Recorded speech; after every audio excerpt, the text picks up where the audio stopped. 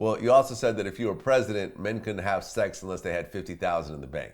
Yes, because when you drive down the street, when you come from Calabasas, you shoot down to LA, you go to South Central, or to the people in Chicago, or any urban area or poor area in the world. What makes everybody equal in this world is that we can fuck. We can pull our pants down, put our dick in the pussy, and that makes us equal.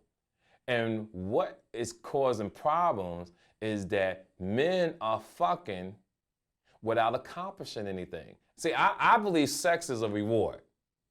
I believe that you accomplish something through the day, whether you work 9 to 5, you do something to better yourself, and then your reward is fucking. Your reward is taking a woman out. You know how some people work, they do jobs 4 hours a week, they call their girl, they got a date Friday night? Most people fucking Friday night because they've been working all week. So Friday night, they want to go out, have a nice dinner, some drinks, and they going to fuck because they had a stressful weekend. I want people to have money in the bank before they start fucking because most white men pull out. You watch pornos, guy having sex, he pulls out, he comes on the girl's face. Black men is lazy. We nutting in a bitch. We ain't getting up. We ain't putting no sperm on a bitch back. We ain't even wasting sperm on a bitch face. That's to us like, did I just waste sperm, bitch, on your face? Hell no. I want to nut in the pussy. So if you're gonna nut in the pussy, I feel you should fill out a permit. You should be verified that you got money in the bank before you nut in a woman. That's just me, V. That's just me. Well, I mean, if you watch porn in general, all the dudes are pulling out. Not no black dude pull out, man. In a porno? Yeah, it's true. It's true. It's true. That's true. That's true. Now I haven't watched porn in a while, but it's true. It's the, it's the visual. Right, it's the visual. I'm not saying that happens behind closed doors. Right. I like coming in the pussy, but I'm an adult. I can take care of a woman if I get her pregnant, but I also keep after morning pills with me too. So if I do nothing, bitch, I take you out to eat, and when you go, I chop the pill up like salt over your salad. Are you joking right now? I'm joking, but I do have an idea to do some shit like that because I nutted the girl the other day, and she's 45 years old, and I feel if she's pregnant, she's gonna keep the motherfucking baby, and I'm too old to be going to daycare in a fucking wheelchair to pick my son up. Well, you said that you don't date women over 40. Yeah, because they lose cartilage in their knees. You know, you ever date a bitch over 40?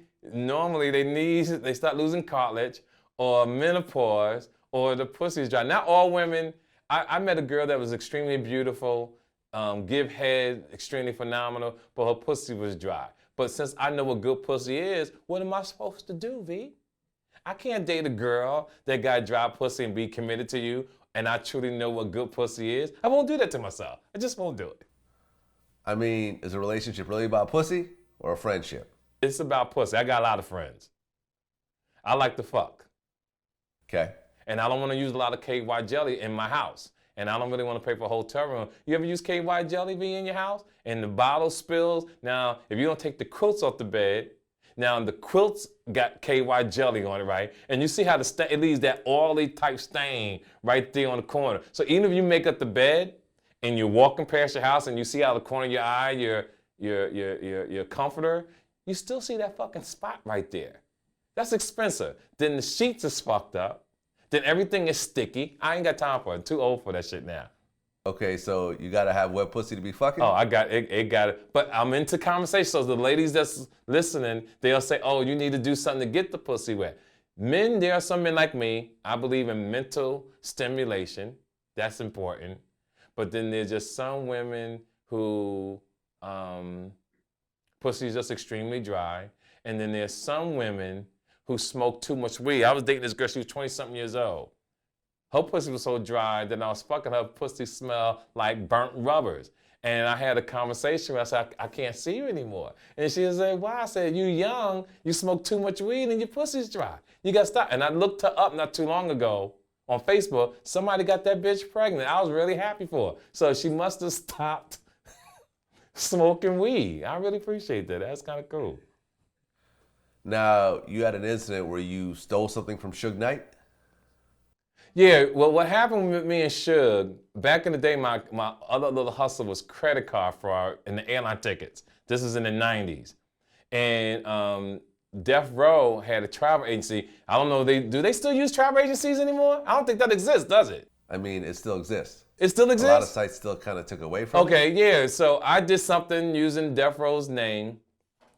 Suge found out, invited me up to Death Row on Wilshire Boulevard. And I already knew something was up. He was talking about, he wanted me to do a video, but Suge used to be my bodyguard when I was on tour with N.W.A. Because Suge was also Doc's bodyguard. Yeah, and me and D.O.C was roommates. You and Doc were roommates? We was roommates on the tour. I was the opening act on Straight Outta Compton. I remember I interviewed Doc, and he used to tell me how Suge just kind of had a sort of a deviant sense of humor. Sick ass joke. Like I told you about the pissing on people's legs.